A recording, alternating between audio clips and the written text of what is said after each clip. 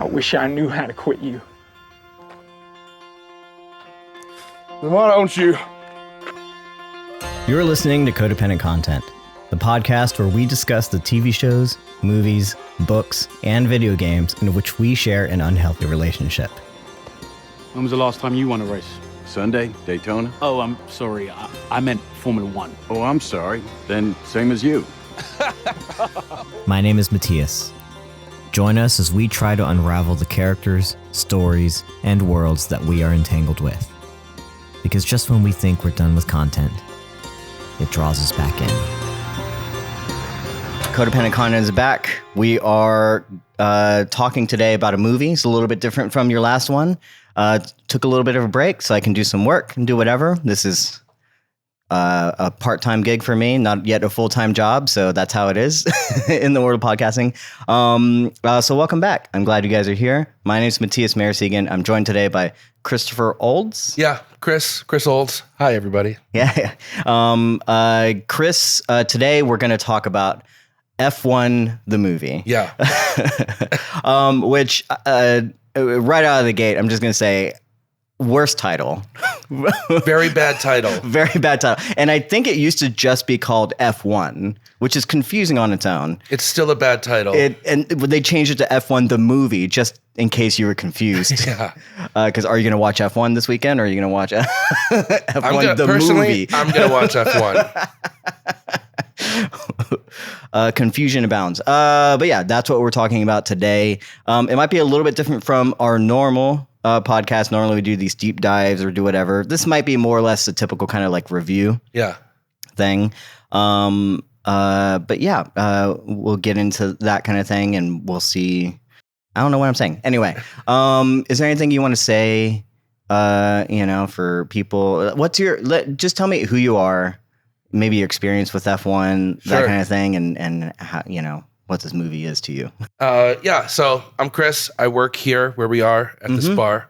I don't know if I can say the name. The Fable? I think we can. Yeah, as long as the Fable is okay with it. We are in the Fable in Eagle Rock, so feel free to. This is an unofficial sponsored segment. We just this seemed like the best place to record. Yeah. As is, we'll be switching hosts and stuff, and it's been a great. This is where you and I met. Yeah. When you came in to visit one of my coworkers, Begga. Yeah. Shout out to Begga. Mm-hmm. And I guess I got into Formula One because of Drive to Survive. Sure. Yeah. I had heard on a couple of different podcasts people starting to talk about this show, and then I one day put it on, and I was captivated. I never thought I would be interested. I never really thought about Formula One. And I was just instantly hooked. The speed, the technicality, the steering wheels, obviously the politics and the drama and all that kind of stuff. And by the end of watching the first season of Drive to Survive, it was in the middle of a season, and I just started watching the races. And then I started watching the practices. And now on a race weekend, I watch practice 1, practice 2, practice 3, qualifying, sprints if there's a sprint weekend. You're all in. I watch every minute of it. Yeah. And I was watching it on ESPN's piggyback of the Sky broadcast. Sure. But I canceled my cable service, so now I'm just watching it through F1 TV. Yeah. And I can't watch Drive to Survive anymore because I'm like, oh, this is a bunch of bullshit. They're faking everything. A little bit. Yeah. I still like Drive to Survive. Yeah. It's hard going back to a season that I don't care about anymore. Right. Or when they pick up certain storylines that I'm like, I don't want this. Like, I want to go, Yeah. But that's neither here nor there. That's just kind of how it is, right? When you're making a documentary thing. But Drive to Survive is also how I got into F1. It's interesting because I'm into racing. I just, the accessibility, I guess, just never came with me, right? So I was near the F1 track in Coda. I was in Austin for 11 years. Okay. And I'd heard about F1, but I just didn't understand I just, never afforded. I can't afford to go to concerts, much less a race, right? Right. So it's just not something. And probably back then it was cheaper too, so I Yeah. probably should have tried. But yeah, you getting into a new sport, like it's hard. Like you don't know what's going on. So it was just not something that like I was ever introduced to or done whatever. Even though I like fast cars, going fast, it was great. And then I discovered Drive to Survive. I most likely with everyone else, second season during the pandemic when that came out. And I've been hooked ever since. And I think Drive to Survive did obviously really well for the sport. And now it's like one of the biggest sports ever. And it should be. I think it should be like the most international sport. And the fact that America caught on so late to the game, right, is kind of wild. They tried. I mean, they've had races here in America for years. And, Well, now we have 3. I know. I just wish I'd been aware of it when they used to race in like Detroit. Sure. Yeah. Yeah. And now they're on these purpose-built tracks. Well, I guess Vegas isn't purpose-built, but Yeah, Miami and Vegas are street circuits technically, even though the Miami one is in a parking lot. yeah, they call that a street circuit. They call it a street circuit because they have to build it each time, right? It's not a pre-made track. Okay, like they're using pre-existing things and just making the track from it, right? Yeah. So the same thing with Vegas. Obviously, they go down the strip or whatever. Right. But these are 2 new. Like Austin, the fact that I was in Austin for 11 years and that track has been there and it's been permanent. And I just never went to a race or anything. Like I had chances. I almost went to as a service industry. Okay. I just never got around to it. Just didn't understand the hype. And I'm kicking myself because the first season after I watched Drive to Survive, I got my friends into it. I got my ex into it, and like. I was like, we have to.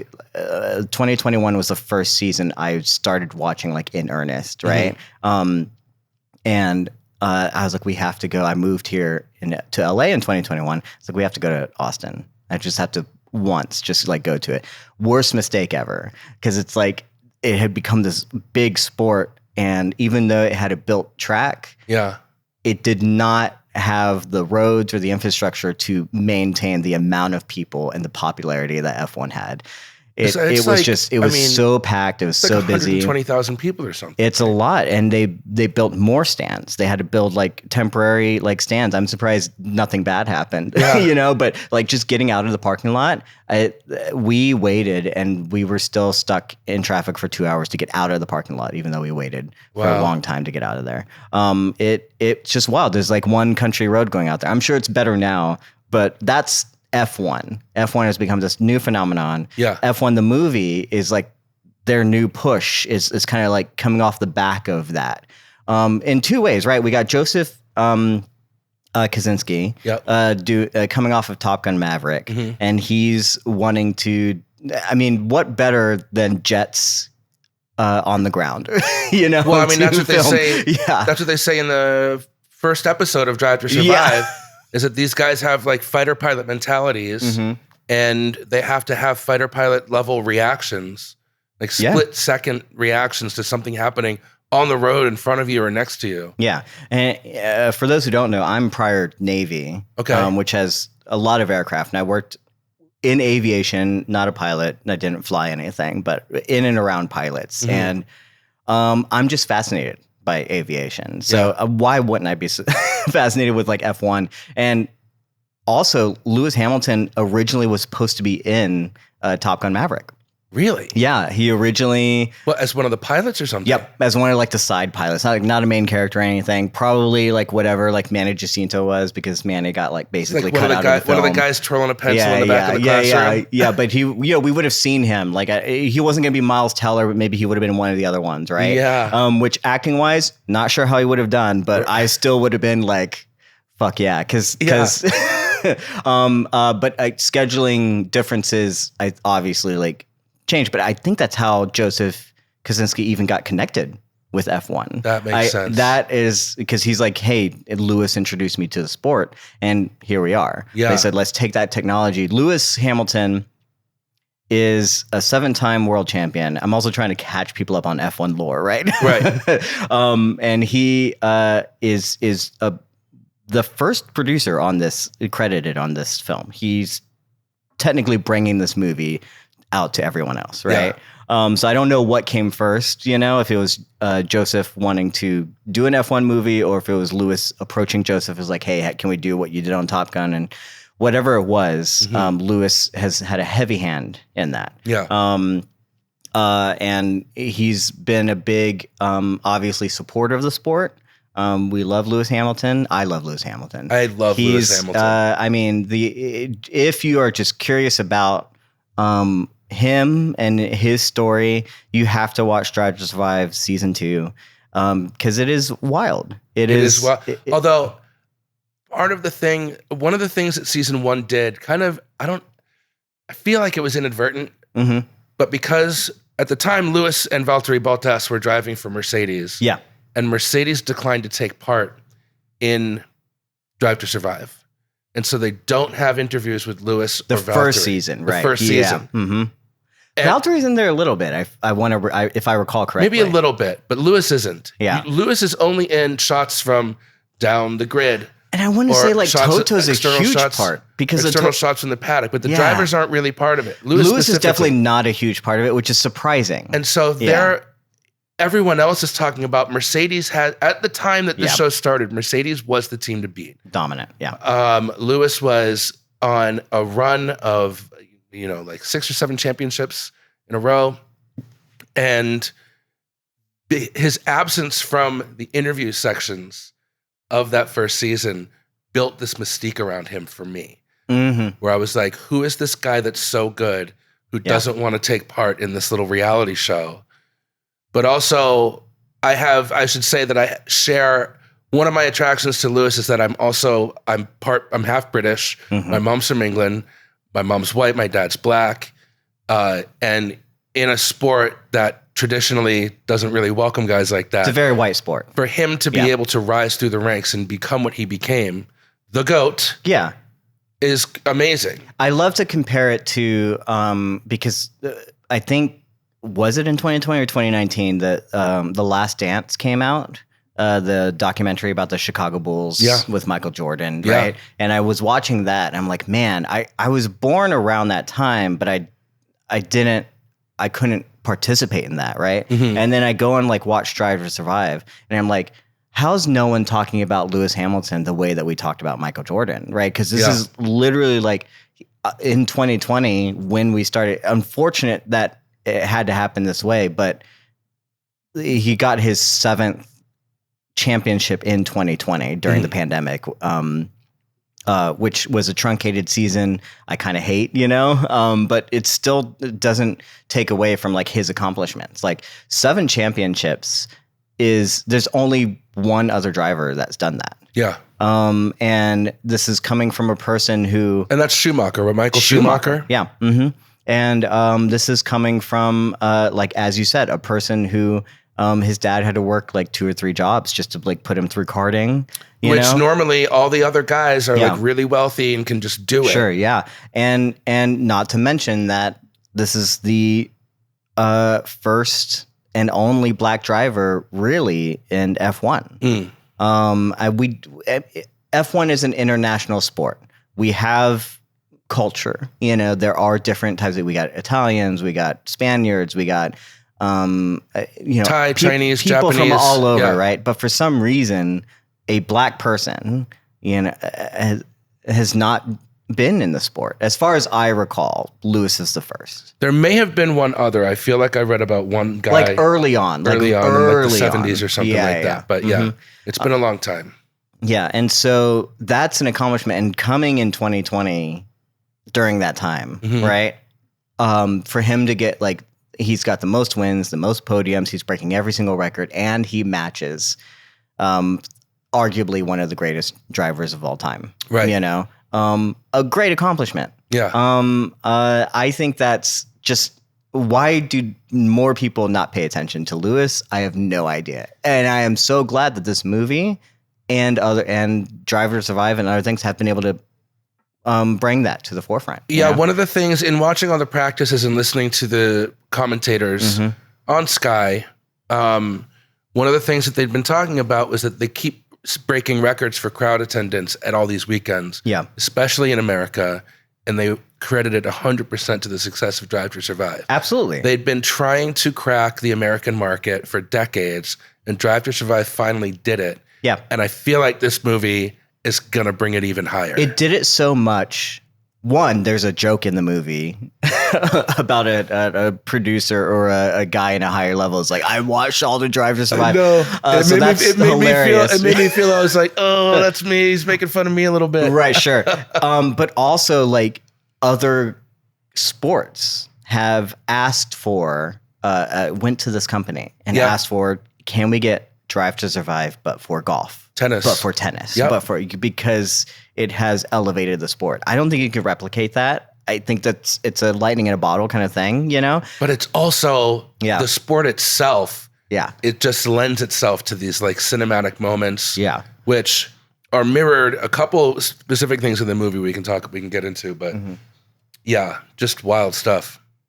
Yeah. So that's where we're coming from. We're not F1 fans from way in the day. So if that bothers people, I'm sorry. But I think that like I also, like you, once I discovered the sport, I was all in. Like that's all it's for me. If there's anything I do on Sunday, is talk to people about F1. And the fact that I'm so glad that you wanted to talk about F1 because like no one I know, it was hard for me to find anyone that watches F1 and is even interested in the movie. And I could have done the same thing I did with The Last of Us, which is like, I know F1, you don't know F1, but I didn't want to do that. Yeah. Like finding someone that actually loves F1. Despite how big it is in America, I can't find anyone because, at least in my circle, that like loves it. No, I'm glad I responded to you put an Instagram story up. Does anybody want to talk about this? I do. Absolutely. I loved this movie. Yeah. Because I think I just love the sport. I think hopefully maybe I'm not from, I wasn't watching it since I was 5 years old, but I love the sport, I think, as much as anyone else. Like I will introduce this to my kids. Yeah. I will keep watching even when the seasons are bad. Yep. It happens. The past 3 seasons, whatever. We might talk about it. Yeah. I started watching it. I started watching it while I was, I took a trip to visit my family back in New York. Yeah. Where my family lives now. And while I was there was a race on. And I woke up early and they're like, why are you up so early? And I'm like, I got to watch this F1 race. Yeah. And so in that moment, my sister, my nephews, my mother were all asking me questions. What's going on? What's going on? 3/4 of the way through the race, my mother, love her to death, she goes, come on, Ham. Knew nothing about it. Yeah. An hour earlier. Yeah. And it was great. And there was a bunch of drama in that race too, because Valtteri wouldn't let Lewis by. It was great. It's so fun. And then I got them to start watching Drive to Survive. Yeah. And now we're every Sunday texting back and forth about it. Did you watch the race yet? I won't spoil it for you. I think, and this is looking back on it, just to for you guys to know, I think it was the second or third season. I'm pretty sure it was the second season. No, it was the third season, I think. Because the second season followed 2019, and the third season followed 2020, if I recall correctly, because I got into it in 2021. If you want to watch I think the best reality show, documentary, whatever episode ever made, regardless of content or whatever, has got to be Man on Fire. Which is the episode where Roman Grosjean goes into the barriers and the car catches on fire and he has to get out. The way that it's like done, and looking back on it, it's dramatically told, right? It's kind of over dramatically told. Well, it's a reality. They're creating drama, right? But at the same time, like when I watched it, I hadn't been watching full races at that point, and I knew nothing about that. And it was the most emotional experience I'd ever had. Yeah. And the way that it's told and the way it's done. And I think that doesn't necessarily encapsulate F1, but it shows like, one, how good of athletes these guys are, how dangerous the sport is, and just like how emotional you can get for something. It's like For some like rich guy that you don't who cares? know. Yeah, who cares about people like going around in circles and doing whatever? It's like just watch it. Like these are like real people. They're like top of their game. Yeah. Like they're doing it's stuff that like none of us can do. And yes, it's a rich sport, and that should change probably. But like these people worked really hard like to get Absolutely. there. I want to say one more thing about that episode, and that it also happened at this kind of intersection of how dangerous the sport was versus how safe it is now relatively. But if the advances hadn't been made in that car at that point in time, that man would be dead. Yeah. Right? Absolutely. The way that they built the car to break apart, the fact that he was in there for a minute and was able to get out and just had some burns on his hands. And the fact that happened to him and he's like, I don't want to do F1 anymore. I'm just going to do IndyCar. Yeah. A slight spoiler. The movie takes, I think, inspiration from that episode and from that crash specifically in this movie. 100%. There's 2 crashes. I'm not as familiar with the history of F1, but I think there's 2 specific crashes, and one of those is the Roman Grosjean one. One of them is the Roman Grosjean one, and then there's another one. I don't know if we're there yet, but Brad Pitt's like major early moment in his life. That one's one, but like the Joshua Pearce one is what I'm talking about, which I don't want to, I guess, spoil too much, but like that specific crash is like a combination of 2 different crashes, and the ending where the with the being on fire and stuff is the Roman Grosjean one, right? But there's another crash, I can't remember exactly where it is, but where a car does something very similar to what this car does. But we'll get into that, right? Yeah. I'm wondering what we're talking about. It's I don't have that much information. I should have looked up more, but that's at the end of the day. I think I know what we're talking about. At the end of the day, this is not an F1 podcast. As much as I want to talk about F1, this is an F1 the movie podcast. Yes. Right? And so from 2 fans who are pretty new to the sport, but absolutely adore it. Yeah. So going into this movie, I think the way that we'll talk about it first is just kind of give general thoughts or whatever before we get into spoilers, right? Yeah. And the way that I kind of looked at this movie, I was like trying to determine, there's like a scale, right? Is this going to be a good F1 movie? Is this going to be a good racing movie? Is this going to be a good sports movie? And then is it going to be a good movie in general, right? So it's like, that's the ranking for me. Yeah. And that's kind of like how I like have placed it in like my head. Okay. You know? Yeah. And so I'm curious, for F1 the movie, where does it fall on that ranking for you? I think my metric is a little different, where basically I was like, I want this to be fun in F1. I know that they're filming on the track. I know that this is going to be really exciting. And it's going to be like Top Gun Maverick. Is this going to be like a great summer blockbuster and make me happy and just kind of forget about the world for a couple of hours? And I think on that level, it completely succeeds, right? I think it's a good F1 movie. I think it's the best racing footage that's ever been filmed. As far as the sport itself, does it do the sport justice? Yes.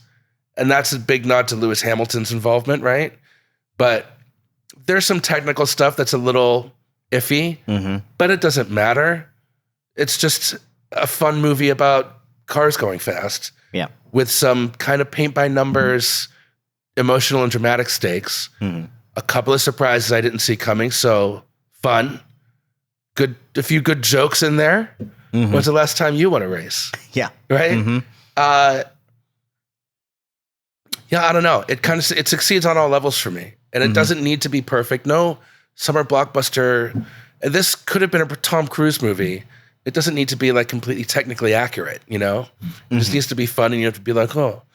There was some stuff though, like wouldn't he be severely penalized for some of this stuff? Yeah, sure. Yeah. I think we'll get into that for sure. That's why I want to get into like the nitty gritty details of like F1, right? So what did you think about it? Yeah, no, in terms of the scale, unfortunately, I don't think it's a very good F1 movie. Okay. I think it represents the sport well, like as you said, but there's a lot of details and a lot of things where like this is not, if you watch Drive to Survive and you watch the sport in general, nothing about this it screams like F1, you know? But it's a good racing movie. Yeah. It's got, as you said, the best cinematography in terms of racing that we've seen, right? It's using the technology from Top Gun Maverick and bringing that over. Much has been said about that. Yeah. I don't think I have to say any much more about that. I didn't watch it in IMAX, but I've heard watching this in IMAX is just a wholly different experience, right? So that in itself, I'm sure will bring people to the sport. But if you're expecting F1 to be like the movie, yeah, you might be a little bit disappointed, right? And I think a sports movie, like it does the formula pretty well, you know, of things that we've seen before. Is it a good movie? That's hard. That is hard, because if it wasn't for the fact that it's technically very good, the action is really good, the racing is really good, and the formula like kind of hits, you know, a little bit, right?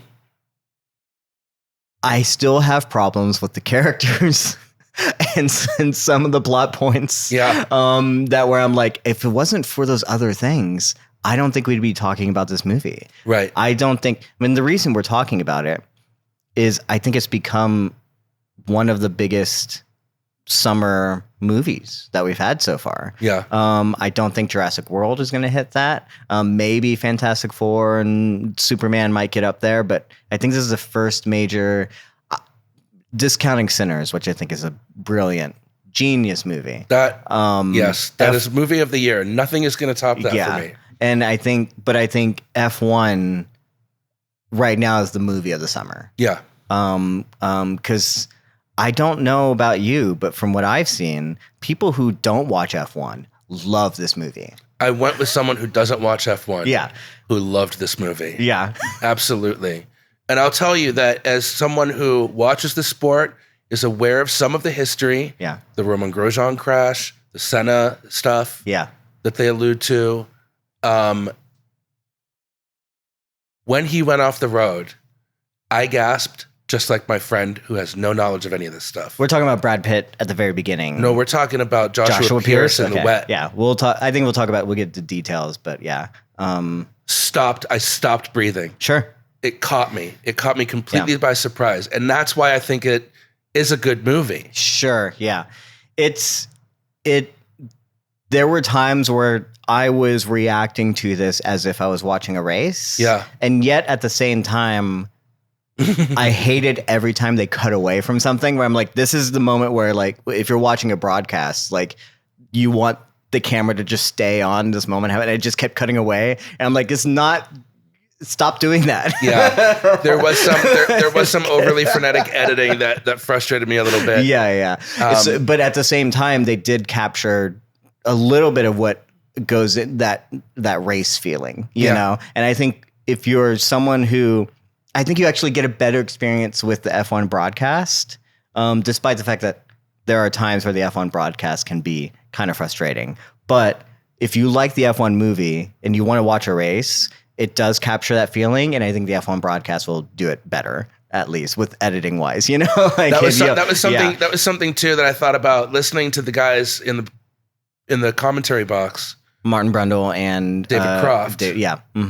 Over describe things about tires.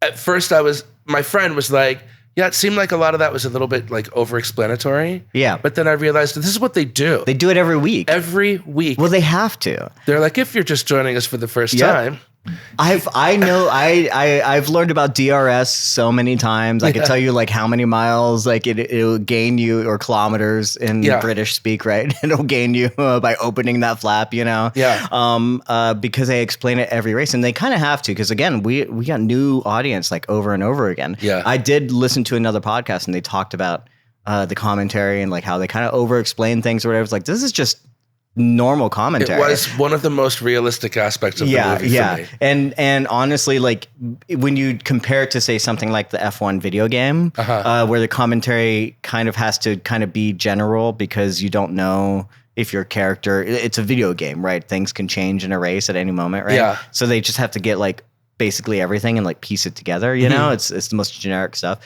This is better commentary. So if you're going to represent at least the commentary, I thought it was pretty good. Yeah. You know, I thought it was good. And especially for people who don't understand the sport, because I think a lot of this movie, there could have been more explaining about the tires. I'm just saying, like, because the tire wear is such a important aspect of F1, and it should have been more of an aspect of this movie, because it really does get that nitty gritty sometimes, you know. I know, but for the purpose of what they wanted this movie to be, more tire detail, I think, would have lost people like my friend. Like, yeah, maybe, yeah. She's not there for a deep analysis on tire graining, you know, or DEG or whatever. But I think it was just enough for the purposes of what this movie is. And apparently they're already talking about making a sequel to this. I'm not surprised. Again, one of the biggest movies we've had and whatever. That was probably like in the cards. And especially as F1 grows as a sport, they're going to want it, right? Yeah. I don't know. And also because I want more Joshua Pearce. Yeah. I think that this was unfortunately like a Sonny Hayes movie. Probably shouldn't have been. I don't know that he comes back for a sequel. There's no way, with the controversy of like, why is he even there in the first place? The people that have been watching F1, buying a 60-year-old driver doing this stuff. Why don't we? That's a good segue, actually, because I want to get into like the nitty gritty. It sounds like we were both pretty hype on this movie. Yeah. Worth going to the theater for. Absolutely. And worth seeing in IMAX. Yeah. If you can see it in IMAX, see it twice, do whatever. Don't think too hard about it. I think once you do, you might be disappointed. But yeah, like, I think this is great. I want to see, I'm glad F1's getting its moment. I'm glad people are hopefully going to visit the sport afterwards. It's not the same as a movie. You will be disappointed if you're not understanding it. If you're confused and you get into the sport and you don't know where to begin, I think Drive to Survive is also a really good. That's what I say to everybody. Yeah. Drive to Survive season 1, just start at the beginning. Most of the drivers are with different teams now, even from the time they filmed this movie to now. Yeah. But it's just a great way to get into it. You get all the information that you need in that first episode. And by the end of the first episode of Drive to Survive, you will know whether or not you want to keep watching this. Yeah, I think so. Yeah. And it'll definitely help you out when it comes to like learning the sport, you know, and actually like watching a season, because it's a different thing altogether if you are not sure like where to begin. There's a joke video, I believe TikTok, that went around from an old buddy of mine. I think it's funny. He has this podcast called Dirty Air, Josh Weller, and he did this post, which was basically the journalist on Drive to Survive, you know, and it's the kind of Will Buxton version of it, which I loved Will Buxton. Like, if it wasn't for him, I wouldn't know anything, right? So I was like very grateful for him. But it is funny, and people have taken and used that sound so much about like, you know, the one who's fastest will win the race, you know, and stuff like that, you know, the kind of like obvious things, you know, it feels very dramatic or whatever. But honestly, man, if I think it's funny. I love Josh. I love the podcasts that are out there. You should listen to those too. There's some really good podcasts, I'll say. Dirty Air, and Shift F1 is also a good podcast to listen to if you, especially they have like a primer that they do every year to kind of catch you up on everything. So even if you don't have, so the podcasts are good. I know I just like mentioned it to because it's a fun little joke. If you, I like Will Buxton, I like the stuff that happens, but it does become a little bit sometimes a little bit obvious on like what. But for new people like me, I didn't know what was going on. Anyway, that said, we should get into just the details, the nitty gritty of this movie. And I don't want to do a whole recap of the movie. Hopefully you've watched the movie by now. This is a spoiler section. Okay. Spoiler bumper. Like it was all, we can talk about whatever we want, right? Whatever happens, you know? Yeah. We'll try and kind of like go in order or kind of break it up on little things, but just so everyone knows, if you haven't watched the movie, but you want to watch a movie, you should go watch a movie before coming back to this section. So if you already made it this far and for some reason haven't watched the movie, I don't know what you're doing here. Yeah. You should probably go do that because we're going to just spoil everything. Let's talk about Sonny Hayes, because I mentioned it earlier. Like I said, it's a good segue to this movie, right? This whole thing hinges on a 60-year-old washed out driver. I say washed out. That's not giving him enough credit. Is he meant to be 60 in the movie? I think he is, because he would have been maybe. I think they're playing him in like early 50s. He could be 50. He could be playing 50s, but it's been 30 years since he drove. He was probably like in his 20s. He was like a young driver in his 20s, and it's 30 years later. But back right? then, 30 years ago, a young driver wasn't what we have now, like 18 or 19. Like Verstappen was the youngest. I think before then, Sebastian Vettel was the youngest driver, you know, and I think even before that, Lewis Hamilton was the youngest driver, if I recall correctly. Like, and they've only been getting younger. Yeah. So I think even then, you would think like maybe mid 20s, or it's like early 20s, like 23 or 24, not like 18 or 17. Yeah, you're right. It is the Brad Pitt hair, but there's no way that he was driving in it at 17 or 18. No. I just randomly thought of his beautiful, like lion mane 90s hair that they gave him. It was for those scenes. They're very much trying to capture that old Brad Pitt. Ripples of laughter throughout the theater when they showed that. It is during the 90s, right? Yeah. So if we think like, well, how old was Brad Pitt during the 90s? It's probably around that age. Yeah. Even then, like he would still get a little bit older, you know? Yeah. So I don't know what era of Brad Pitt they're trying to like capture. It's been 30 years, right? So I think it's still 50s is generous, 60s is that's just crazy. It's just what age he is, right? It's just impossible because you have drivers now. Our oldest driver is like 45, 44? 40. They're Lewis and Fernando. Fernando's in his 40s. Are both about 41, 42. Lewis is only 40. Like I'm 38. He's 2 Fernando's years older than me. I think 40. Fernando's a year older. Okay.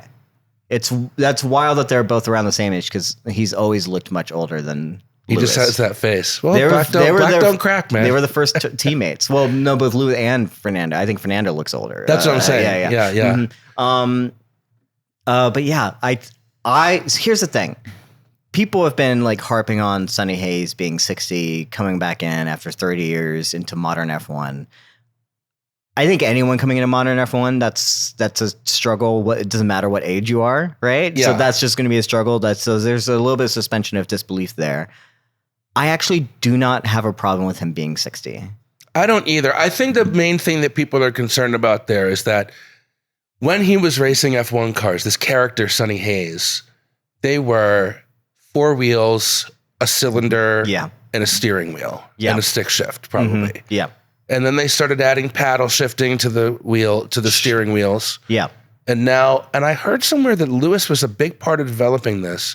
Now the steering wheels have an LCD screen and 100 buttons, and you're constantly shifting brake balance, wing angles, fuel mixture, battery usage, all that kind of stuff. And you're doing it on the fly. And there's certain preset modes that you can shift to.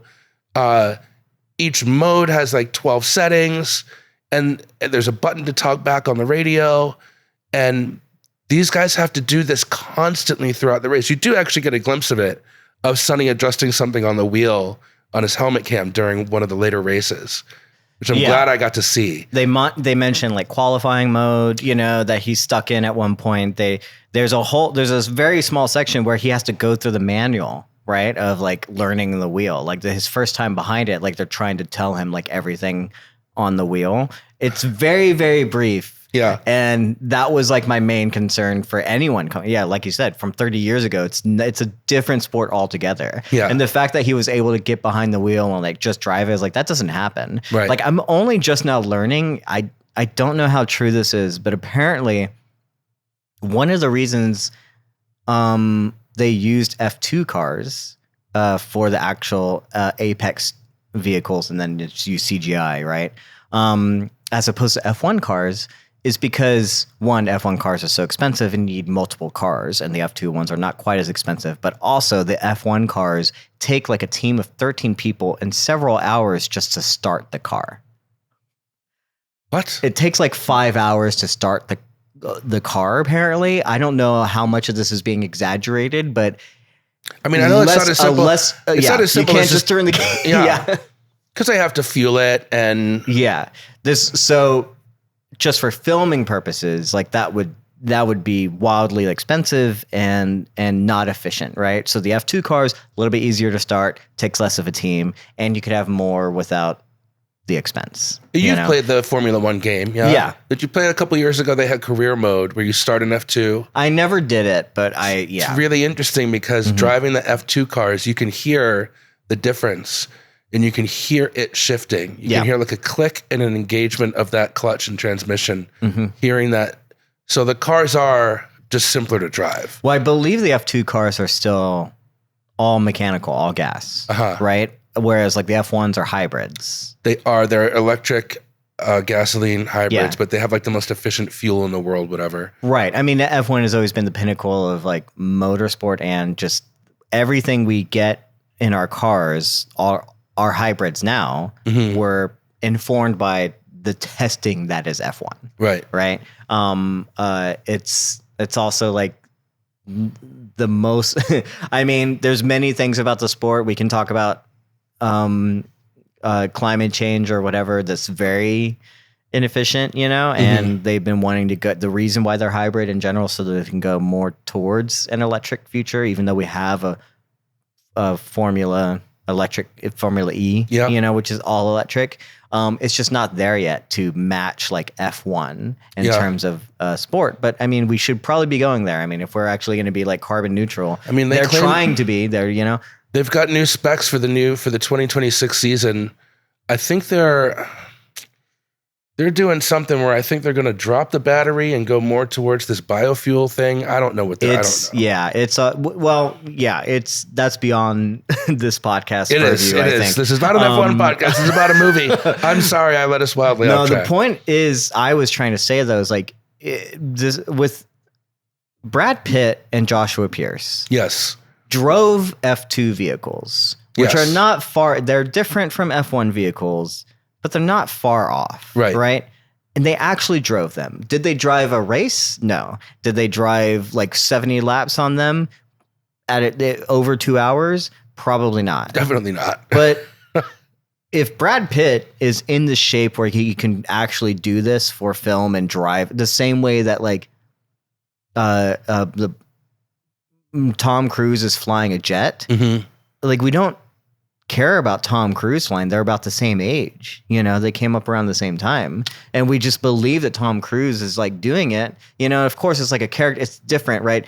The difference is that in F1, we just definitely don't see 50 or 60-year-olds driving modern Formula One cars. That's just the your body breaks down, especially if you've been driving for years. Right. It's they have to be very athletic. There's a lot that goes into experiencing so many G-forces. You have to do a lot of side neck push-ups. I'm surprised Fernando is still driving. Yeah. I'm surprised Hulkenberg is still driving, and he got a podium today, which is fucking amazing.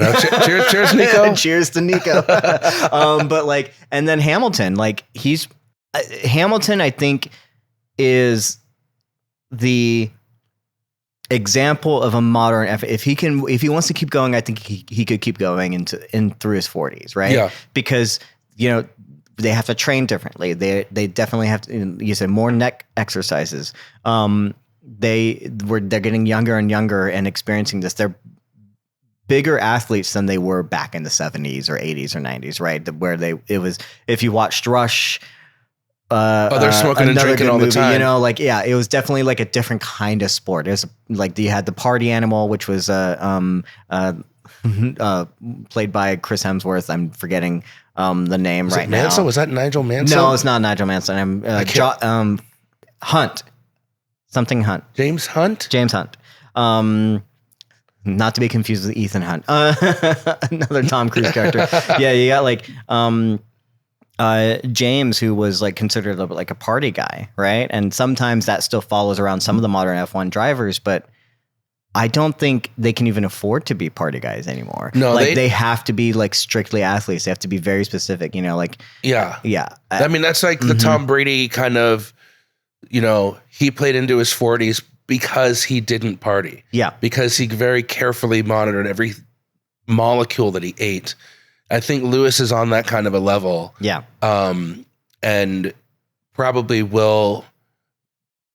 I mean, I can see him retiring as the oldest F1 driver in history. Yeah. I mean, if he's going to break any record, right? Like it's just going to keep breaking more.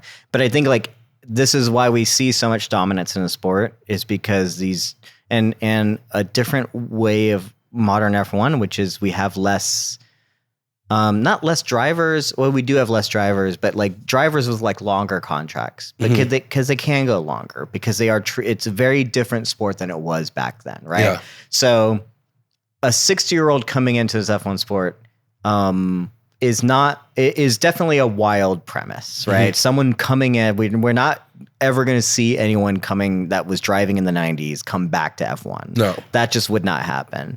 But Brad Pitt, who is very athletic, trains really hard for these kinds of things, and for what he's like representing in this modern F1, I'm not surprised that he's actually driving these cars, that he's actually like doing it. So I have no problem. That was all to say, like, I have no problem with his age in this whole thing, kind of thing. Yeah. But I understand where people are coming from with like why they can't see him like being in the sport. Right. You know? It's implausible. Yeah. But it's a summer blockbuster. Yeah. Come on, it's Brad Pitt. The more implausible thing is that like his first time on the track, his very first lap, he says, if I can get within a second of Joshua Pearce's best lap, JP, he calls him, right? If I can get within a second of his lap, then I'll stay with your team. Otherwise, I'm like gone. Because he's just in it for the love of racing, right? He really doesn't care about F1. He doesn't care about this team, you know? He's like, I'll prove, I'm not here to prove myself to you, but like, you know, this is interesting. I would like to drive F1. There's a little bit of like, you know, do I still have it, you know? Like if I can get within a second. And then what happens, like he's like down by like half a second of his target, not just like half a second down, like he's just half a second on his target. Yeah. In the last sector, which is usually like the shortest sector, if I recall, again, he hasn't gained like half a second. Yeah. And he does. And not only does it do that, he crashes out and like destroys the car. He skids a broken car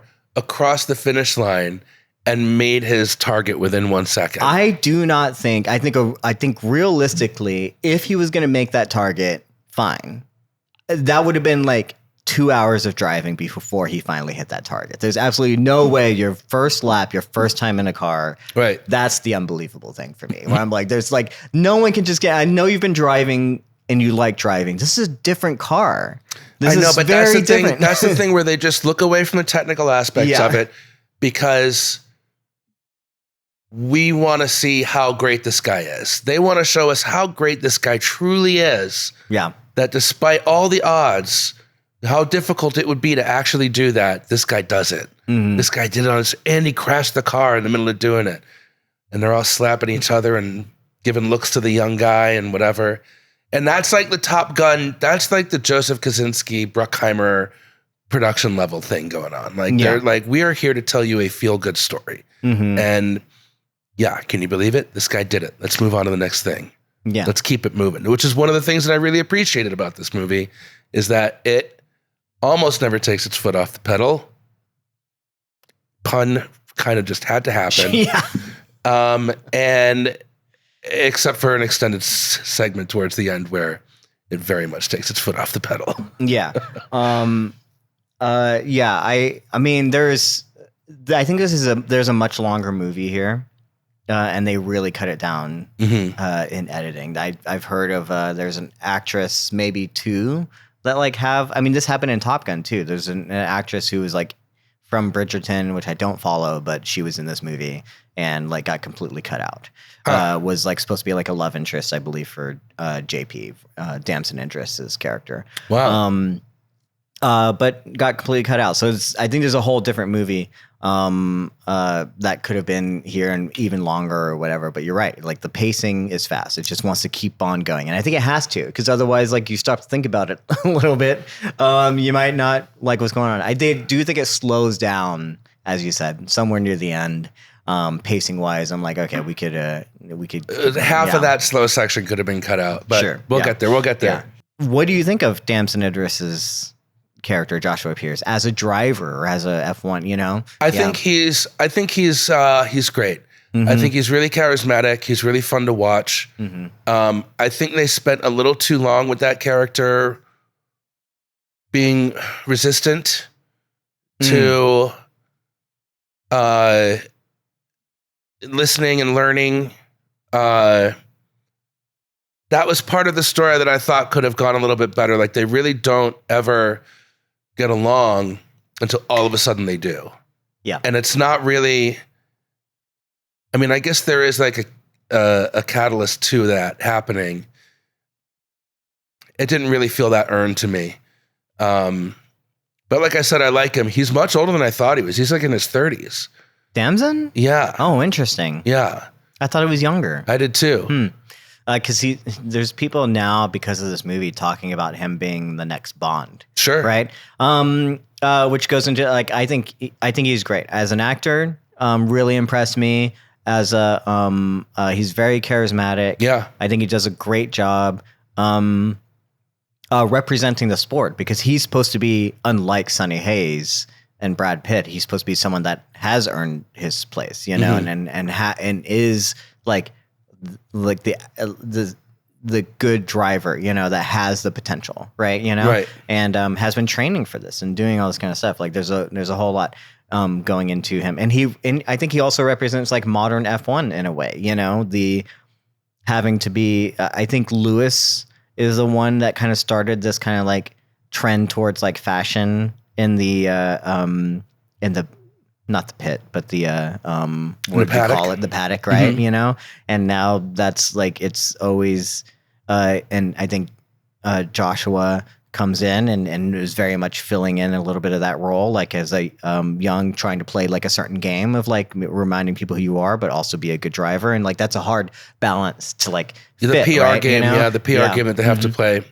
Yeah, one of the things you never see when you're watching the broadcasts, or rarely see, is that when they're interviewing the drivers, just off their shoulder is some PR person with like a satchel and a bunch of notebooks. Yeah. And they're like, okay, we got to go do this. We got to go do that. We got to go do that. And they have that guy in this movie to some extent, his manager. Yeah. Who's like, you have to come to the club with me. I you like have that, to do because the this. manager relationship in Drive to Survive actually comes to play a lot, right? I'm thinking about like Carlos's Sainz manager, who's like his cousin. Yeah. You know, there's the PR person, and then there's the manager. Right. You know, and like you would think you wouldn't need a manager because there's not much a manager can do, right? But they're the ones that are helping your career. Like they're talking to people and talking to other teams. Well, they're like getting you your sponsorship Yeah. deals and, you know, getting you seen, and because you have to be, it's like a crazy game that they have to play.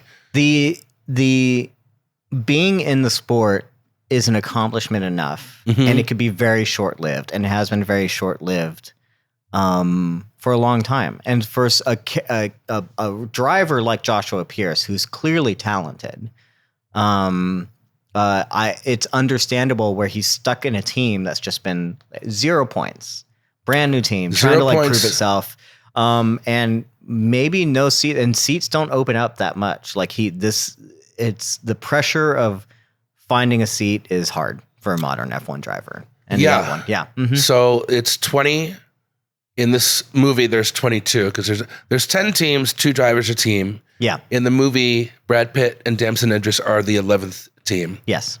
Which we are getting an 11th. We are getting next year a Cadillac team. Yeah. Yeah. Crazy. Yeah. But there's 20 seats, and each team has probably a third guy in the garage, the backup driver, reserve driver. And that's it. So of those, and these are like the 20 best drivers in the world, right? Like, yeah. Joshua Pearce, it's not represented very well, like how important it is. Like they kind of make him seem like he cares more about like his image and like how he's doing marketing wise, and so he can get his next seat, and that he doesn't care about like the team or Sonny or whatever, right?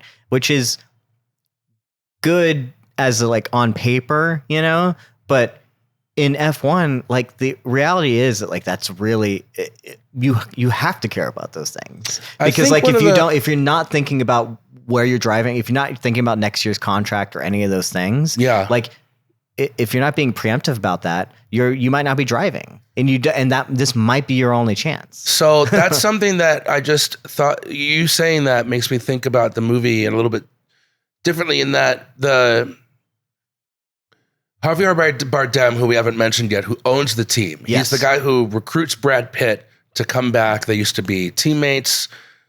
Bardem has this team, and the team hasn't won anything, and they need to get a win, or the board is going to take the team away and sell it. So there's a little bit of shades of Major League here. Yeah. But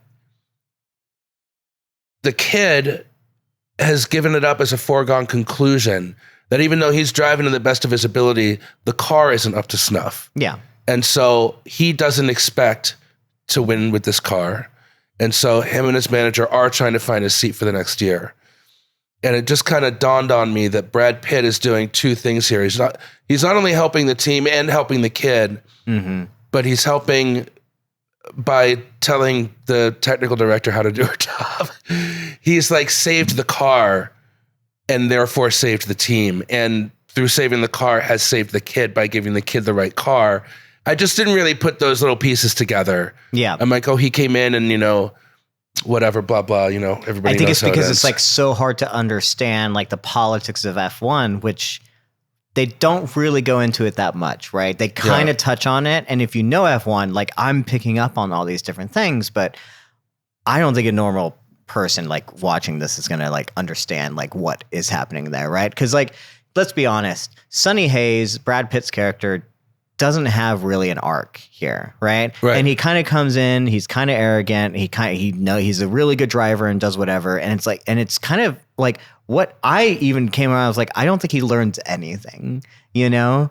And maybe he doesn't, but like to your point, he does do a whole lot. I think that's what they wanted, was a character that like kind of comes in, saves the team, so to speak, in his unconventional ways, you know, becomes like this.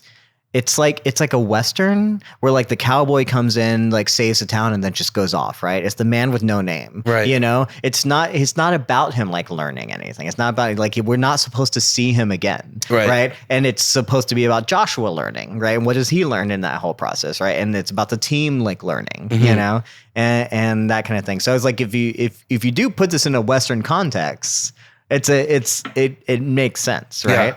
Formula One makes absolutely no sense, but I get from a movie perspective like how that character can work, right? You know, because that is supposed to be his biggest contribution to the team. You know, is just to change it up, make the team what it was always supposed to be, get everyone like learning in different ways, you know, and then being like, okay, great, give me my mule and my 2 cents, and then I'll go. Like, just give me a nice bowl of soup, and I'm gone to the next town. Yeah, you know, bowl of soup. Whatever Westerns did, right? You know, like you fed me, you sheltered me, that's all I needed, right? Get back on my horse. Head on down to Baja. He does. He rides off into the sunset. You know, maybe it makes me love this movie a little bit more. Now that I'm understanding it, I didn't even think about it, but I guess that kind of works, right? Yeah. Speaking of the technical director, played by Carrie Condon. Carrie Condon. I do not remember her name in the movie, but she's playing the first female technical director. If people do not understand, there are various like positions within the F1 organization. Teams, Hundreds of positions. but the ones that matter the most are the team principal, which is like in charge of things, right? You have engineers specifically for the drivers, right? You have a head mechanic, which is also represented here. And then you have the chief engineer, right? Who is in charge of the car. Is it technical director or chief? The technical director, I'm sorry. Yeah, the technical director is like in charge of the car. I got him confused. The technical director is the one who designs the car, particularly, who's like in the nitty gritty of like working with the engineers and doing this. This is for people who don't know, F1 is not just drive fast and give them a trophy kind of thing. Like this is a science experiment. Yeah. This is a very big technical competition. Yeah. And the technical director, the person who designs this car, is the person who is essentially the one building it and the winner of the constructor's trophy. It's a whole team effort. Yes. There's a constructor's trophy, the constructor being the team, but for those who don't know, there are two trophies every year, one for the driver and one for the team who built the car that scored the most points. So you can have a guy from McLaren win the championship and a guy from Mercedes win the Constructors' Cup. If the cars are better, so to speak, that the both drivers gained more points throughout the year. Yeah, then that happens. Which we had last year. That happened last year because Max was the champion. Yeah, but only his Red Bull was scoring points, where McLaren's both cars were scoring a lot of points. So McLaren won the Constructors' Cup. Yeah, so combined they had the Constructors' Championship. Yeah, first time in, I think, over a decade or something. I'm not exactly sure. Representing McLaren, by the way, on my little, you can't really see there. I brought my McLaren hoodie, but I'm not wearing it right now. And he brought for me a little Ferrari for Lewis. And they're terrible strategists. Anyway. Clowns. Anyway, not an F1 podcast. But yeah, so we have this first female technical director. As we mentioned before, this sport is, while international and cultural and all over the place, it's very limited in terms of finances. And then also, as we said, like certain races and with women. It's very much a boys' club. Yeah. Right? And so we do have this female technical director, which is great. But I think there's a double-edged sword going on here with her character. Because I love the representation. We have like a black chief mechanic.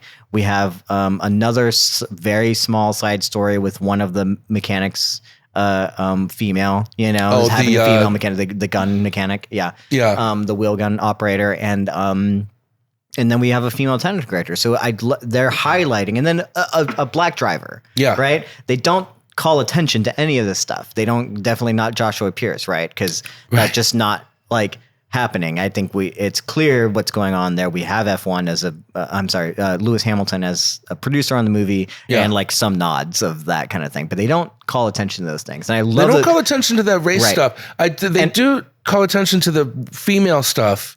Sure. Like he's in the ice bath. He sticks up for the wheel gun operator at one point. Yes. And she's like, "Don't do that. You make me look bad." I love that. Yeah. And I thought that was great. Yeah. On the other side, with Kate, the technical director, she kind of has her morals and standards, and then kind of breaks them, which it's just it's not great. It's not great. I don't mind having a love story. Yeah. I also don't mind. And again, I have to kind of approach it from okay, Sonny Hayes is not a regular driver, right? This is not it would be totally different if this was like Lando Norris or even Lewis Hamilton, like any of those kinds of things. Like we don't, I was like, but the fact that they give that romantic subplot to her because they felt like it was needed kind of undermines her having been like also wanting the same kind of, the thing that the wheel gun operator, came in and was like, don't say that, don't do that, because you make me look bad, right? And I feel like in a similar emotional way, by giving the technical Kate that romance plot, did the same thing, kind of undermined her and like made her look bad in that sense. Even though no one knows about it, I guess it's kept secret, right? But yeah, I don't know. I loved her as a character and what she represented, and I love seeing that representation, but I'm not sure I'm not sure either. I don't know. I get it in terms of movie. Uh-huh. I get it in terms of sports movie. In terms of F1, these are organizations that are built very much like huge tech companies now, right? Yeah. If you think about McLaren and Mercedes, right? They like, you could put them with the amount of like money that goes through them and do whatever, is like, you might as well consider it like Apple or Google, these are huge companies within these teams or whatever. And like, if you're saying like the first head female whatever is like sleeping with just like the driver is like the face of the team. Yeah. They're not junior in the sense the driver is like kind of peers with these kind of things, but they are also like under an organization. Like there's a hierarchy there, right? Yeah. The driver is essentially expendable, and I just don't, and especially with like the celebrity that comes with it and all that other kind of stuff, I just don't see that happening. Yeah. Yeah, I don't know. I mean, again, this is one of those things where you're like, well, it's a summer blockbuster. I can understand what you're saying, though. Like, in the context of the sport, this is a sport that used to have bikini girls. Yes. The grid girls, they called them. Right. Yes, yeah. And they have completely done away with that. Except for in Miami, where they bring out the bring out the Dolphins? They bring out the cheerleaders, yeah. I think in Austin, they've brought out the Dallas Cowboys cheerleaders too. Yeah. So in essence, kind of, they don't do it the same way they used to. I know what you're saying. I think that's a little bit different because the especially the Cowboys cheerleaders are like this decades long organization, right? Yeah. Where this used to be just anonymous bikini chicks. Like, that's true. It just used to be girls that would be eye candy, so to speak, for the drivers to walk with one girl on each side while they have their trophy, whatever. Yeah. They don't do that kind of stuff anymore. There are a growing number of women working in the sport, and I can see the argument that Kerry Condon's character sleeping with Sonny Hayes undermines that. It also was great. We all loved it. We watched it and we were just like, oh, this is cool. My friend didn't even think about like, oh, he's making her look bad at work, whatever. I had to ask someone because there was someone that I saw like reviewed the movie, gave it a very high score, and she doesn't watch F1. And I was like, the thing that I'm seeing is that, how did you feel about the female characters? Because it seems like the only people that have a problem are people who watch F1. Because I think if this happened in real F1, and if we found out about it, it would be quite the scandal. Absolutely. I think so. It would undermine that character or what she's putting herself like at risk by doing that, right? Especially if he stays in the sport, right? But that's just F1 in general. For a movie, I kind of have no problem with it. Like, I don't mind putting a romance. Is it unnecessary? Yeah. Most movies have unnecessary romance plots. I didn't have as much of a problem with it here. And again, if I put the context of like, this is like kind of a Western kind of thing, he's only here to get in and get out.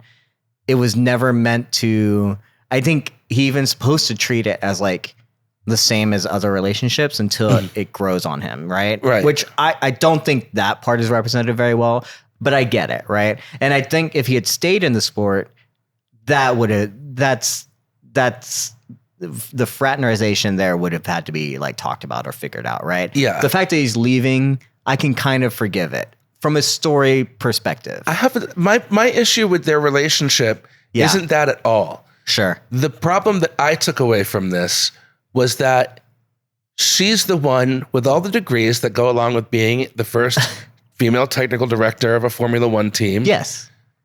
And he just casually saunters into the aero facility and tells her how to redesign the thing so we can go faster in corners in the dirty air. Yeah. I'm sorry, but if anyone has a problem, like if you have like he can drive the car, he doesn't know how to fucking work aero. Okay. Yeah. There's absolutely. no way. Yeah. There's no way. And then, If you could just and do they're 9 that. races deep in the season to bring upgrades. No, there are more races in. To bring upgrades? Yeah. You have to spend months working on this stuff. That is and it's her job. And she's like, win a race and I'll listen to you, whatever. And then I don't know, he doesn't win a race, but she Points. It listens was to him points. anyway. It was like when you finish a race, right? When you get points when you finish a race, and that was the problem that I had.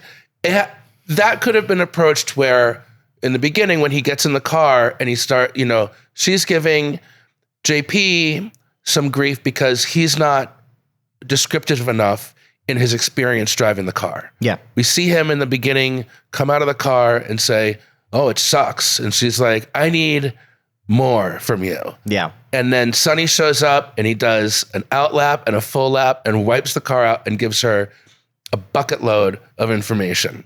Yeah. And she's like, "This is what I need." Which is fair. Yes, Yeah. it is fair. That could have continued and she could have used that to say, "Oh, we can do better in the corners because of the dirty." Not that he's telling her how to do her shit. That was the problem that I had. They can make out, they're super hot. That's part of what I paid this money for. Sure.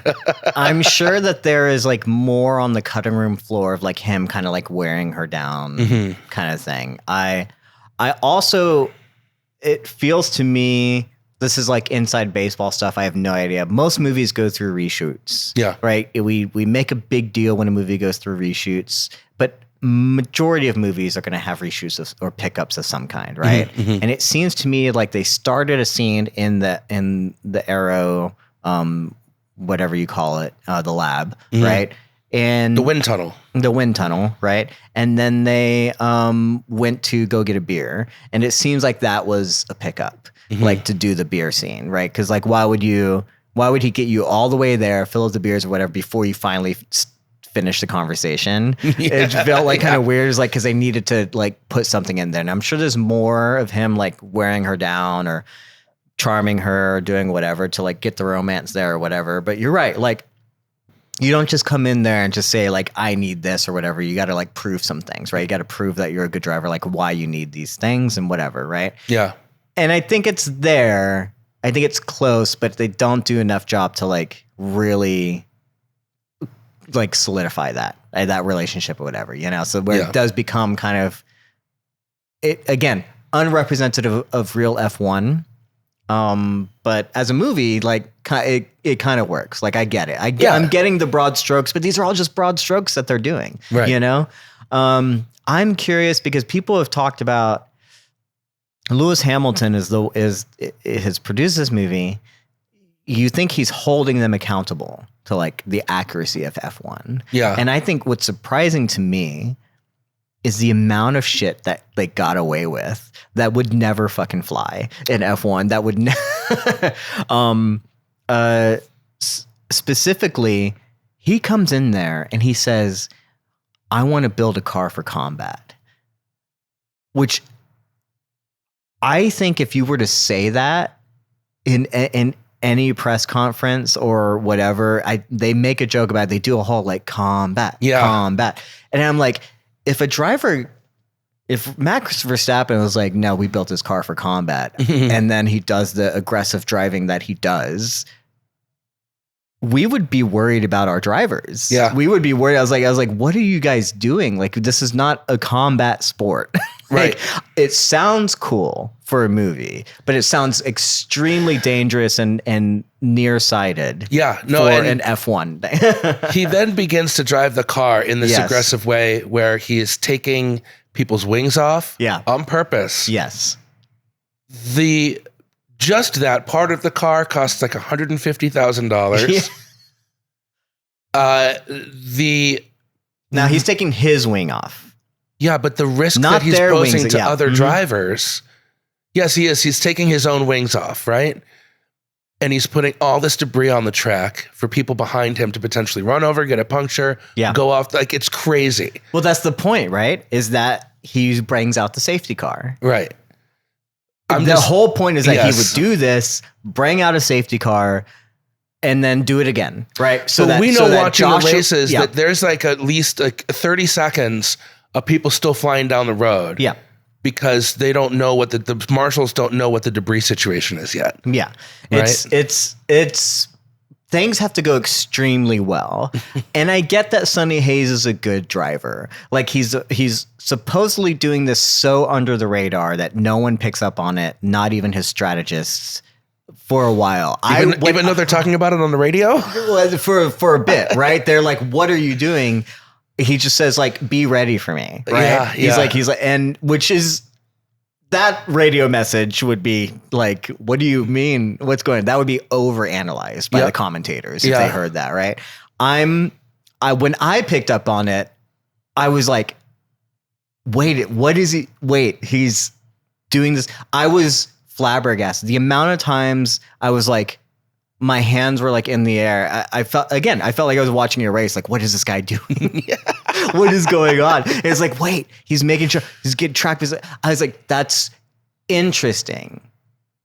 It's interesting because as much as it would never fucking happen, as much as like so many little things have to go right for the strategy to fucking pay off. And for the FIA would be, they look at every single collision no matter what to see if someone's at fault. Yeah. And you'd have to be really good to showcase that you're not at fault for an accident, right? For them to just say it's like a racing incident, right? Okay, maybe Sonny Hayes is that good of a driver. It's just not happening. I know. The FIA, he's not getting away with it. We have a thing. It did look good, though. It did look good on screen. I do not know the details. There is a whole thing about Crashgate, right? Where someone crashed in order to manipulate a race. Yeah. And I do not remember the details, but like the fact that like that is so heavy. Somebody suing, wasn't somebody like Felipe Massa suing Lewis over this? It's a whole, I don't know, it's too much to get into, right? Yeah. Like but the fact that like that plagues F1, this kind of thing. Oh, Latifi in Dubai. I mean, that's not Crashgate. That's a whole other thing. But like that's still the timing of it. Anyway, the whole Massey situation of that whole thing. Anyway, 2021, great fucking season, terrible ending. Yes, but we can't have what we want, right? He's still an 8-time world championship. I'm going to say here on the bottom. I'm going to say for you, Lewis Hamilton is an 8-time world championship driver, greatest of all time, despite the not having the actual. Anyway. Did you ever see Hannah Waddingham say that in the pit? I did on the grid. Yes, I love it. I love it when people slip. I think Ted slipped. Okay, he's cheating. He is absolutely cheating. Would never get away with it. It's wild.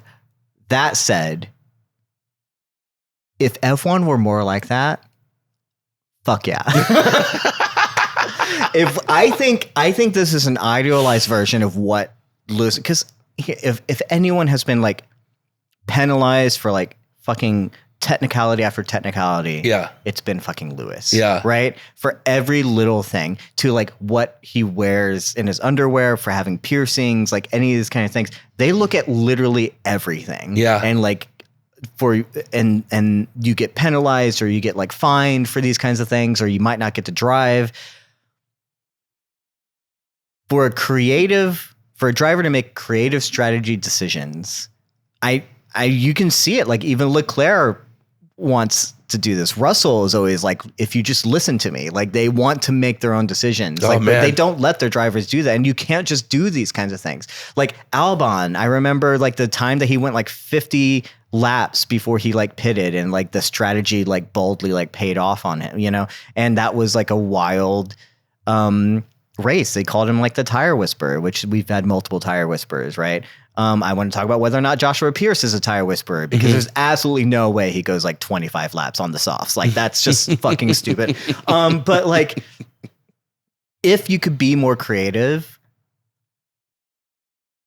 if they could let off the technical things a little bit, that would be a cool thing for F1. Yeah. While I think that it's reckless and dangerous and borderline cheating what he does. Yeah.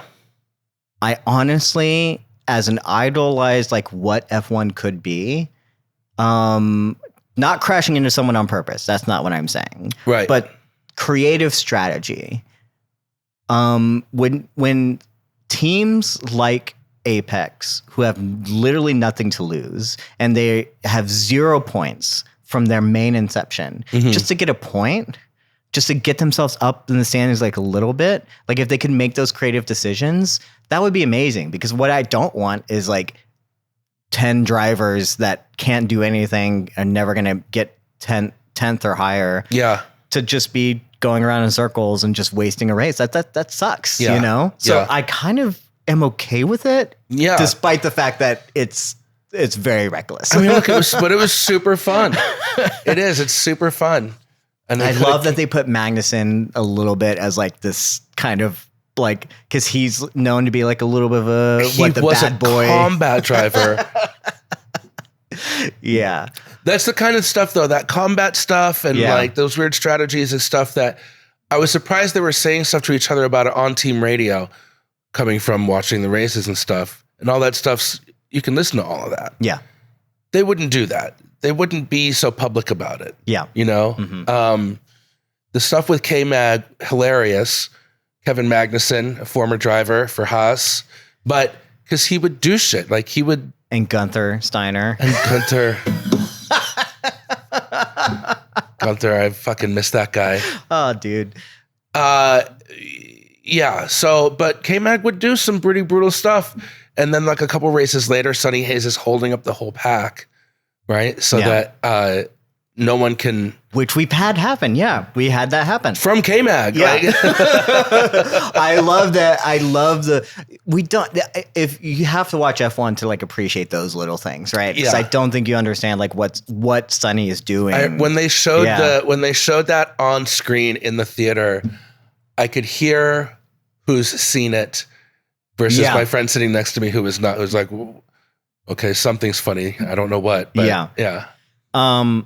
Joshua has to be like the best driver ever. To like, it's one thing to keep a safety car coming out, so then everyone pits, and while they pit, the point is like you lose 20 seconds whenever you pit, right? Yeah. And you gain track position if you stay out, but right? you lose your tires. Yeah, but if you do that during like a safety car while they're having a build, you lose less time, and then you can. And there's a whole other thing, but like. The fact that like they just keep saying stay out, that's one thing. But for Joshua Pearce just to be able to do that, I guess he has clean air or something, because he's the new tire whisperer. Because I don't know how he manages to like keep those tires on the track without losing it. It just doesn't pay off, but it works. Yeah. And one thing I do love about this movie, they do mention at the beginning, we have to get a win, right? Yeah. That's the main thing. And literally, there's no chance, right? That's not, it's like, even they say that like you've had 0 points, you're halfway through the season, you think one upgrade is going to get, it's not happening. Like, I don't know. It's an impossible scenario. And I don't think that people understand like that that's not going to happen.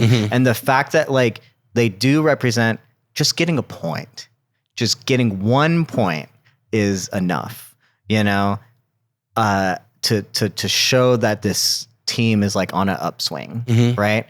I do like that because that is F1, right? That you're fighting for just like scraps of points, you know? That's something that Drive to Survive explained to me really well, because you just think about like the 3 guys that get on the podium. Yeah. But the fact that there's so much at stake for positions 4 through 10. Yeah. And how it can turn the course of a team's season, because they get money for that from their sponsors through incentives. If they can score a point, they get a little bit more money. If they get a little bit more money, they can put a little more money into developing the car further. When we say a little bit of money, it's like millions. It's millions. It's at least hundreds of thousands of dollars, right? It's millions, I think. Yeah. And also for the drivers, there's financial incentives for them to get in the points. Yeah. and from their own personal sponsors, whoever they may be. Anyway, yeah, it's cool that there's that much at stake for half of the field. Yeah. Just to be able to climb out of the back half to get you just that little bit closer. It's fucking great, man. It's such a great sport. So I think it's not it's not realistic, but I do like that it's not about winning, right? That it does end up becoming about winning for the last race, but it's not really about winning. It's just about getting the team like showing their progress. Yeah. And it might not be represented very well, but that's what makes it good. That's what makes F1 good. And I think that I like that. I'm glad we weren't saying like, here's a new team and they're like fighting for wins and podiums and stuff. That would be wild and dramatic, right? Yeah, no, it's like an underdog, back of the pack. Yeah. Fighting, clawing. Yeah. Literally their way to the front. So I think we have to talk about the crash in Joshua, maybe, and then maybe like the final race, you know? Yeah. Because I know we mentioned the crash before at the very least. Like this was a combination when Joshua Pearce gets in over his head, right? The strategy's going, like he's actually on to be second place. He's got a podium place, and he's up against Verstappen.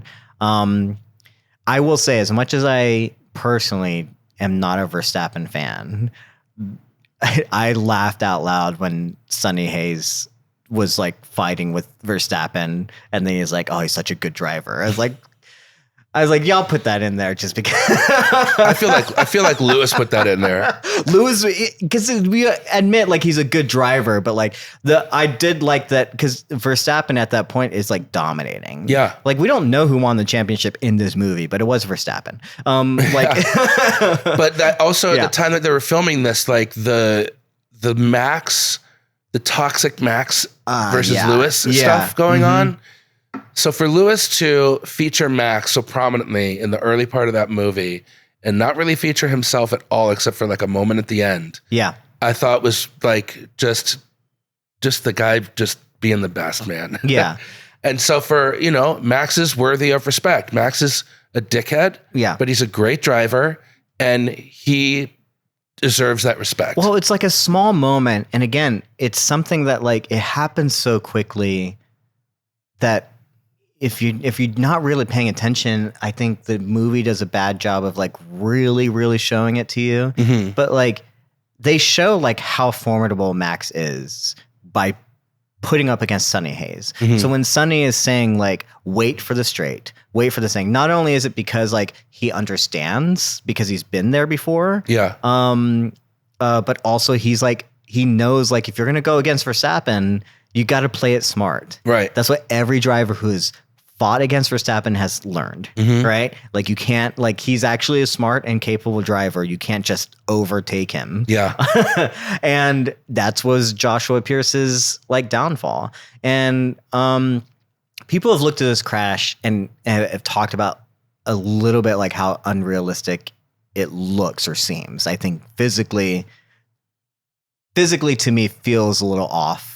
Right? But it's not unrealistic. It's odd that the car goes that high in the air. Yes. Without having an actual, because he doesn't collide with Max, right? He just goes off the track. No. But there's a bump, right? There's a little curb, right? He hits one of the curbs, the raised curbs, and it's not a sausage curb, which is like the big thick yellow ones. The main crash that this represents is another crash where they kind of went over a sausage curb or something and the car just flipped and went over the barriers, right? And we also have seen Zhou Guan Yu. I don't remember if it was Silverstone or Canada or something, but like he also like in a first turn, not the height, but like just something happened and then like hit the curb and then just like end over end, right? So we've seen like combinations. I remember. I'll never forget watching that. Yeah, because he went sideways.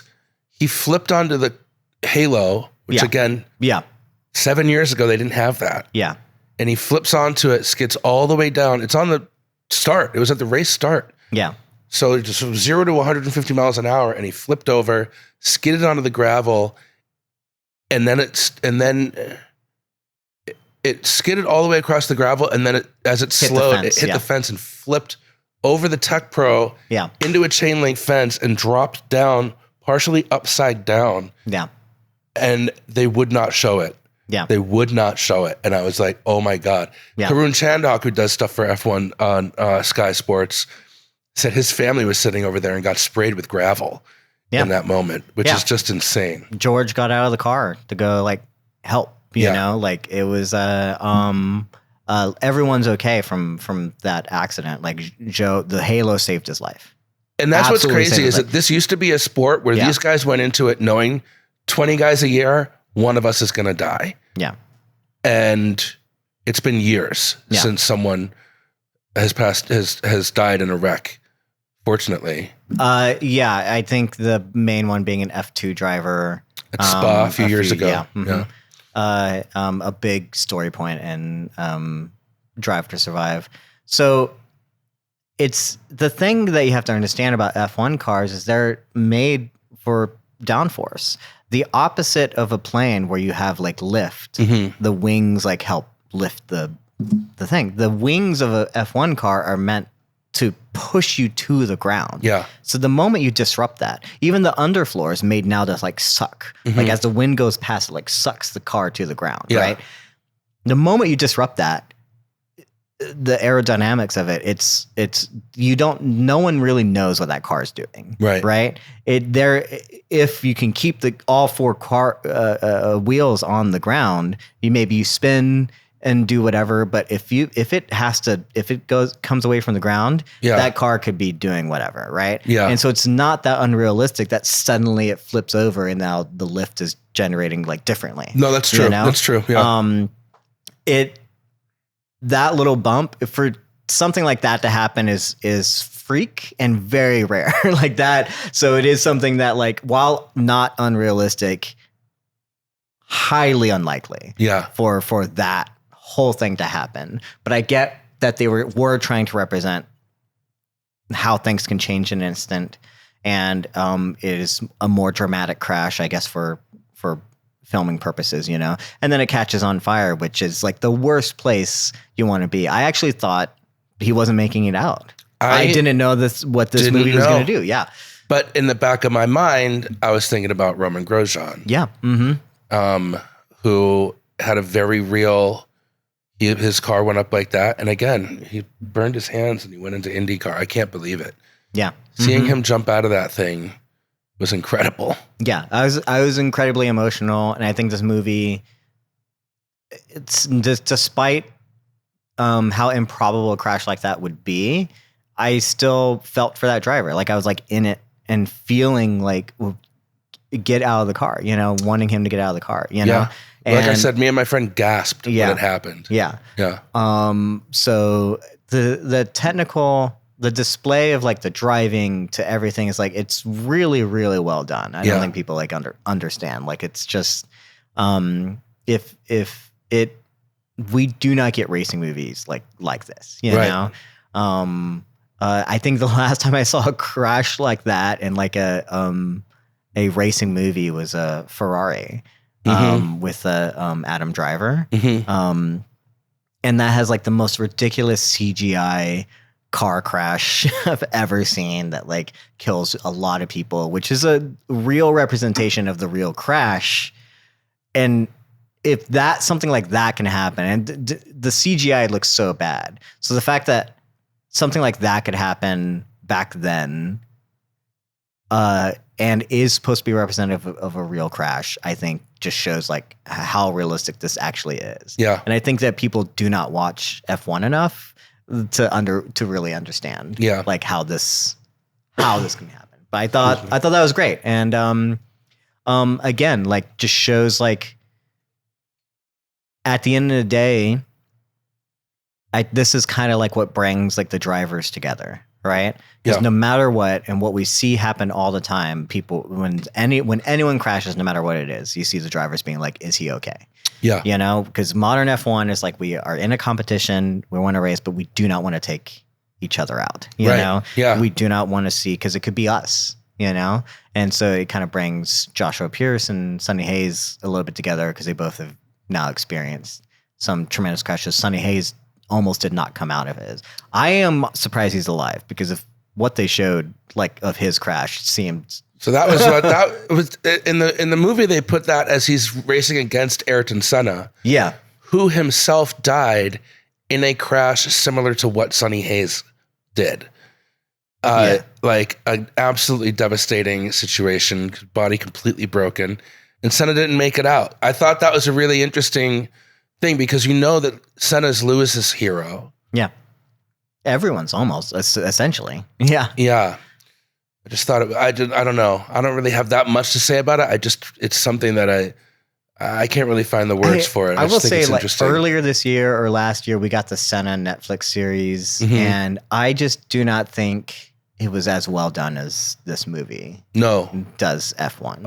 I couldn't watch it. Yeah, The Senna it was documentary, hard. yes. The documentary is, yeah, but it's That just Senna a real series story. is kind of corny. I'm not into it. It's not very good. I tried to get through it. I just wanted to learn more about Senna, but it's not very good. No. And they even tried using real cars and virtual photography and like other things to like represent the racing. Mhm. Nothing captures it like this. So yeah, I don't know. I wish I had more to say analytically about like this crash and everything else, but we don't have that much time. And then also like I just wanted to like it's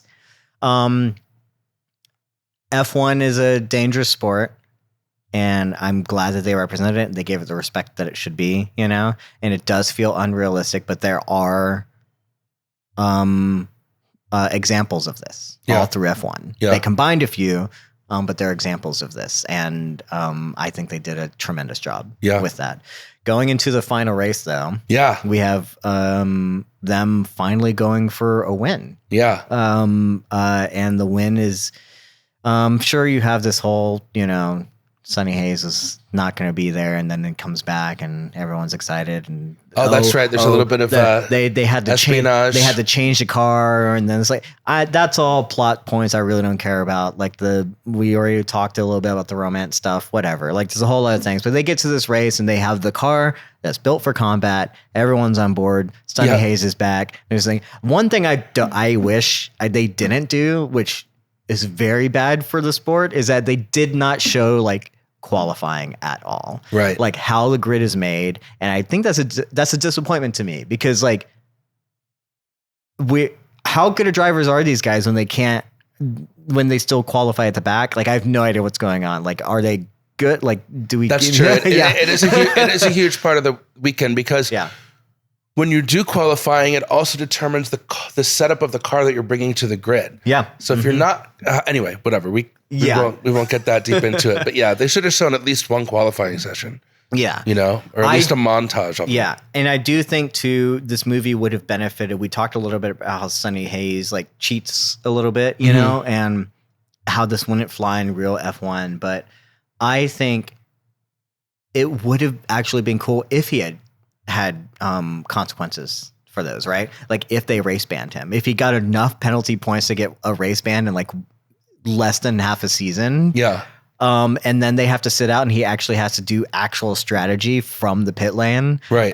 That would have been great. I think that, and then that would have highlighted Joshua Pearce, like how good of a driver he has to be and is to like carry the team. And can he do it without Sonny there? You know? They didn't do that. That's a what if thing, but that I feel like would have also like elevated this, you know, and then also like shown like we understand that this can't just happen like in F1, you know? Right. But they get there, and through more strategy and more shenanigans, I actually don't remember. Was there rain too in Abu Dhabi? And there wasn't rain. Like there wasn't rain. There wasn't rain, but there was Lewis and Charles. Yeah, there was a whole lot of stuff going on.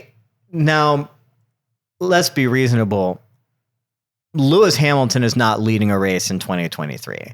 As much as we want that to happen, and he did win races, I think, in 2023. Like I don't remember how that race played out, but he wasn't up there. That Mercedes but was not. there also weren't two Apex cars in that race. That's either. true. Yeah. And I do love this decision to kind of make Lewis kind of the villain for this final section. Number one favorite moment of this entire movie happens because the race gets red flagged for whatever reason. Do they crash Max out?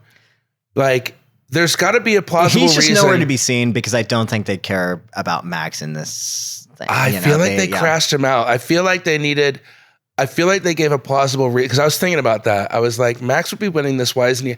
I think they crash Max out, and then it's Lewis and Charles that are battling for it, and they kind of take each other out by Max gets crashed out. Joshua takes out Hamilton. They restart. Leclerc still. They pass Leclerc. They're both behind Lewis and have to make the decision. Yeah. Anyway, whatever, all that stuff happens. The race gets red flagged and they're lined up on the grid with Lewis and first, Charles, and then Josh. Yeah. Right? And as he's getting back into his car, he's about to get into his car, he looks at Lewis. Yeah. And Lewis is just standing there staring at him. The coldest fucking look in the history of mankind. The red flag, and then during the red flag, right before they get back in their cars. I thought it was a little bit of moment of respect. It is a cold look, but it is a little bit of respect. But it is like come get me if you can kind of thing. Yeah, I love it. I just got chills again thinking about it. It's so great. It's so great. And I'm like, he picked a perfect moment to show up in this movie. I love it, and I wish this was like more 2021, kind of like era, right? Like the actual Mercedes dominance.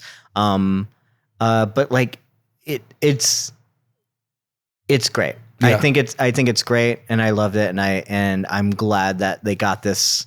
We had to see, like, I know he's a producer. And I know it's kind of wish fulfillment a little bit, right? But the fact that he has to fight off two Apex cars, keep them both behind him, right? And in order for him to do that, one has to like sacrifice in order for them, either one of them, to like win that race. Finally, the boys are working together. Here's the ultimate moment. Are they going to help each other? Or are they going to screw it up? And Brad sacrifices himself for the benefit of the kid. Yeah. Who fucks up, who gets caught up with Lewis. And so then Brad starts to fly, right? Yeah. And we got some of my favorite footage of the movie, actually, just on track in that car. Because I played the game a lot. Yeah. I put my camera right up on the front of the nose, Yeah. That was the music cuts out. The sound basically cuts out. It's just basic, like heartbeat kind of thing. That's another thing about being in IMAX is being in the car, driving through those stadiums, seeing all the people. Yeah. Seeing things from that perspective really kind of put me in like a whole new level of appreciation for what they're, because I love to drive. Like I've driven across country. I have a little stupid sports car. I love to go up in the canyons and stuff, but shit, man, getting one of those cars would be incredible. Yeah. No, great moment of the movie. And Sonny Hayes gets his one and only F1 race win, which is again, how we got there is somewhat unrealistic, But man, if it doesn't work as a sports thing. And even just today, what a day that we're talking about. We're talking about this day of like 2025 Silverstone GP, the British first GP. Race in the movie. And we have a driver who has completed 240 races and never been on the podium. And today he got on the podium, and that was like, it was his day. Right. And it's like, doesn't matter who won, it's like, we didn't care. It's like, all we cared about was like one guy, guy. And so you think like, even this as Sonny Hayes winning is like, even this is unrealistic, but it happens. Yeah. It sometimes happens, and you never know. And he's an old man in the sport too. Yeah. Right. Yeah. Unbelievable. Yeah. I was like, oh man, dreams do come true. I do think Josh should have won. I don't like that he screwed up. I don't like that he took Hamilton out, but Hamilton's a producer, so who knew that was going to happen? Yeah. Right. Yeah. And also that Mercedes was not winning in 2023 anyway, so they kind of. Like I said, it doesn't matter. It doesn't matter. It's not the real. Nothing that happens in this movie is the real world, unfortunately. Yeah. Yeah, I don't know. I Yeah. loved it. Again, All-timer favorite. I will say I want there to be a longer version of this movie because I did not get the catharsis of the win that I really wanted to, you know, that I normally would get. Like I watch my favorite sports movie.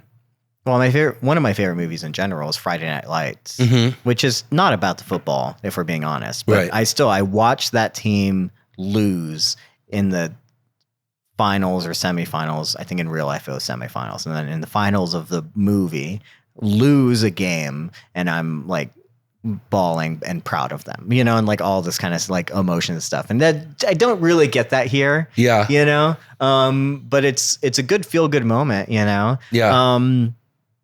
I'm wondering what maybe like changed and like also like reshoots in the shape of, because I've heard that like in filming this, like there were certain things like Silverstone, I think one of the first races they were supposed to do, they had a plan for like things on track and how things were going to play out. And then there's like a turn one crash and like multiple people get taken out, you know, at once. And I was like, well, that changed the writing. So like, I can't imagine trying to piece together a film and a narrative out of basically just like raw footage of just like, we just have to find a way to fit ourselves into this season or whatever, you know? So they had their work cut out for them. So I don't fault them for piecemealing probably a lot of what they had to like make their story and whatever they had like work, you know? So that said, if there was a longer version of this movie where they could dive into like some of these details and some of these things and maybe get me more of that emotional catharsis, I'd be down for it. I would like love to watch it, especially more racing footage. Would be great. Release the Hamilton cut. Yeah, absolutely. But yeah, I mean, well, listen, this has been an untypical podcast. We're talking about a movie. This is, I guess, not a deep dive of analytical proportions like it is for like my Last of Us stuff, right? You know, but it was fun to just kind of get in a little bit of nitty gritty of F1 and then like how this movie like impacted, you know. But yeah, I think overall,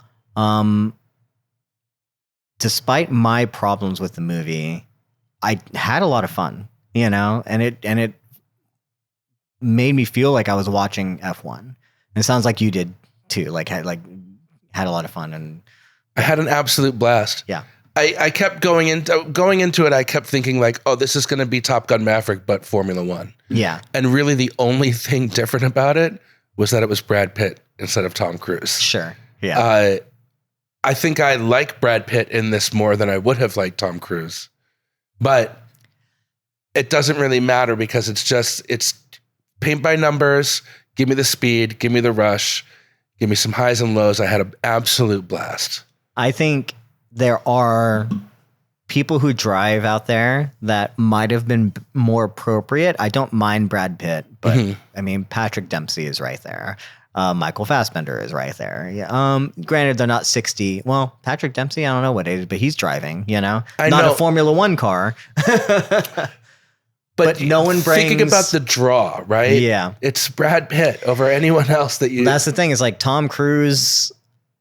I mean, Maverick is his character, but no one else plays Tom Cruise like Tom Cruise, right? And so Brad Pitt, in the essence, like even though he does play characters, he still comes in and you're bringing in your what you know of Brad Pitt, right? That's why Ocean's 11 works so well with all these actors, because they're just, you kind of believe them based on like how they're cast, right? You don't have to get into the details of like who these characters are. You just know who Brad Pitt is, right? Yeah. So he has these quips and these things, and you just like, you get it. You're bringing in our expectations. And I don't think any other actor besides Brad or Tom is able to do that. Yeah.